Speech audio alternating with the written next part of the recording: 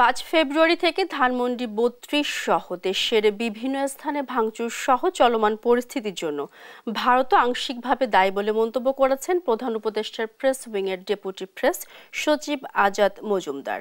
শুক্রবার রাতে চট্টগ্রাম প্রেস ক্লাবে সাংবাদিকদের সঙ্গে মতবিনিময় সভায় কথা বলেন তিনি। এ সময় তিনি আরও বলেন, দেশ থেকে যিনি পালিয়ে গিয়েছেন তাকে আশ্রয় দিয়ে কথা বলার ও ঘৃণা ছড়ানোর সুযোগ করে দিয়েছে ভারত। ফলে সেখানে থেকে শেখ হাসিনার বক্তব্যের কারণে দেশে বিশৃঙ্খল পরিস্থিতি তৈরি হচ্ছে। তাদের অনুরোধ করা হয়েছে তাকে ফেরত পাঠানোর।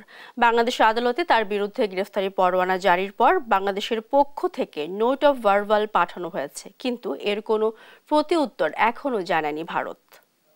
বাংলাদেশে এই পরিস্থিতিটা এই মুহূর্তে তৈরি হয়েছে, তার জন্য পার্সিয়ালি ভারতও দায়ী। কারণ ভারত আমাদের দেশ থেকে যিনি পালিয়ে গিয়েছেন ওনাকে আশ্রয় দিয়েছে, ওনাকে কথা বলার সুযোগ করে দিয়েছেন, যে কারণে উনি ভারতে বসে ঘৃণা ছড়ানোর সুযোগ পাচ্ছেন।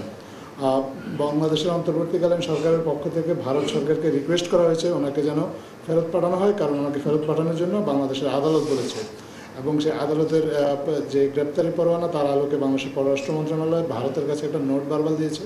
আমরা এখনও ভারতের কাছ থেকে কোনো নোট ভার্বাল পাইনি।